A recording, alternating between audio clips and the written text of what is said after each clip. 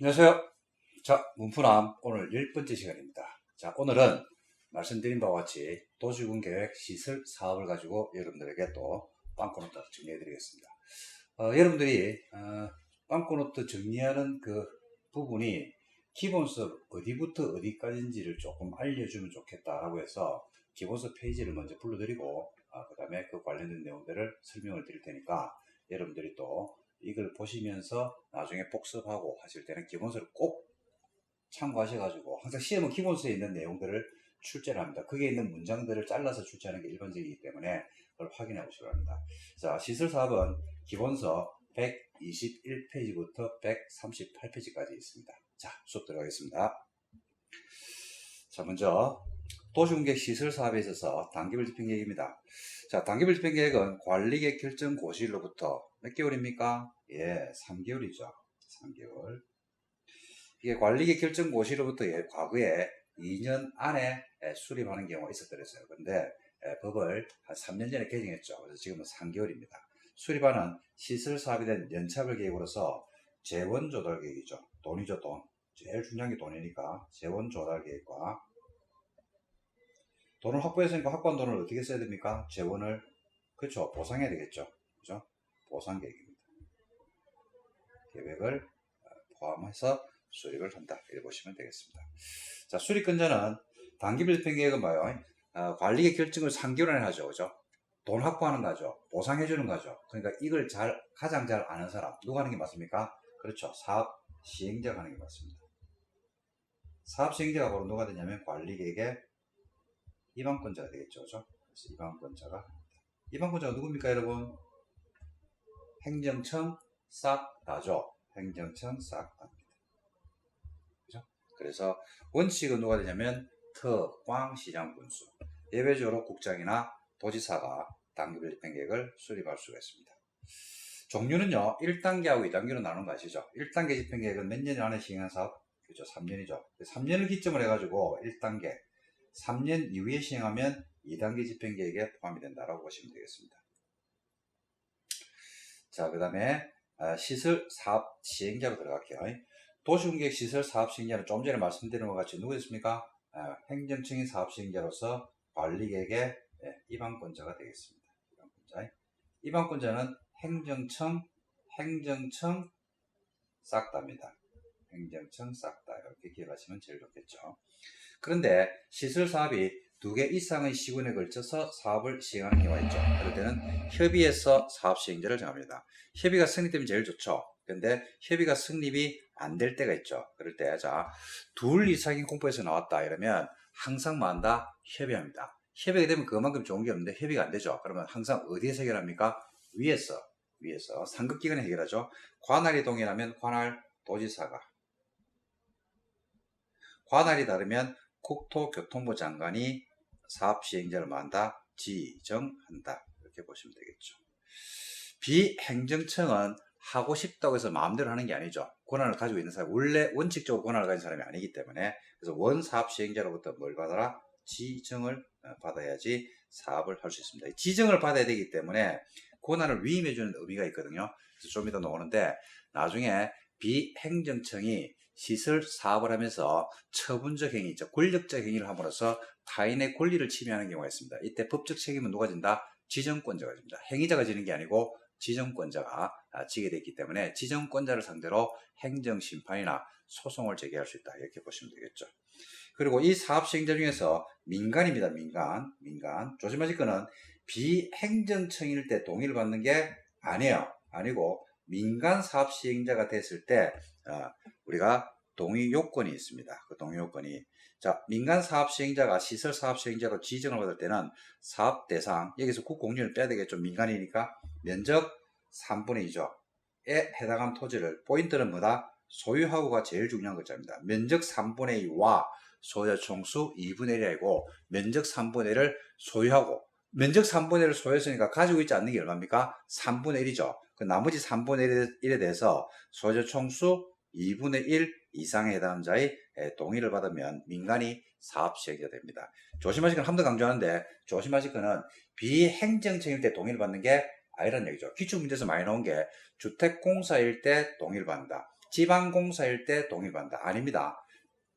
공공일 때 동의를 받는 게 아니고 민간일 때 그때만 동의를 받는다는 사실을 꼭 기억하셔야 됩니다. 자, 그 다음에 좀 전에 말씀드린 행정심판 나왔죠. 자, 이 법, 국토계획법에 따라서 사업시행자 처분에 대해서는 행정심판을 제기할 수 있죠.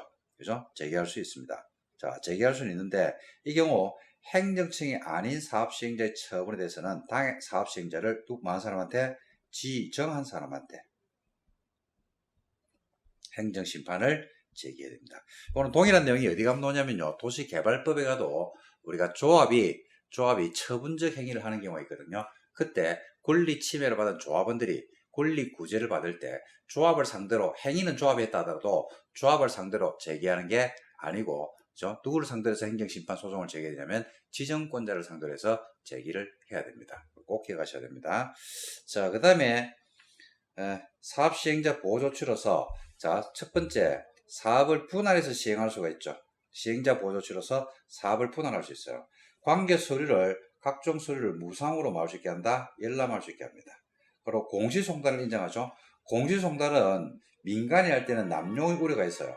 그래서 승인을 받은 다음에 공시송달이 가능하게끔 그렇게 하고 있습니다. 자, 키워드 자, 제일 중요한 말이죠. 수용이죠. 수용은 시험에서 꼭 한 문제를 냅니다. 자, 누가 수용할 수 있냐면 모든 사업시행자가 수용할 수 있다. 즉 행정청도 되고 비행정청도 되고 할 것 없이 모든 사업시행자가 수용할 수 있고 수용의 객체는 4개입니다. 토지, 건물, 물건, 그죠? 소유권의 각종 권리도 수용의 객체가 된다는 사실. 그리고 당해 토지죠. 당해 토지. 시설부지라고 부르죠. 뭐의 대상이 된다? 수용도 되고 사용도 되죠.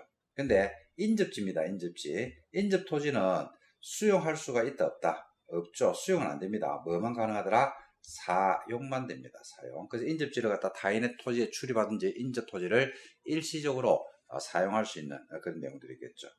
그리고 수용할 때는 무슨 법을 준용한다? 공치법을 준용하는데 공치법을 전부 준용하는 게 아니죠. 몇 프로 준용합니까? 98%만 준용을 합니다. 98%만. 그죠? 그러니까 공치법이 뭐가 있더라? 특례가 있죠. 준용하면 특례입니까? 일반예입니까? 일반예입니다. 특별한 예니까 준용한다, 안 한다? 안 한단 말이죠. 그래서 몇 가지 특례가 있다? 2개. 그래서 2%의 특례가 있다. 그래서 준용하는 게 몇 프로? 98%. 준용하지 않는 게 2%인데, 자, 준용하지 않는 2가지가 바로 뭐냐면, 사업 인정 고시 특례죠. 언제를 사업 인정 고시로 봅니까? 그렇죠. 실시 계획이죠.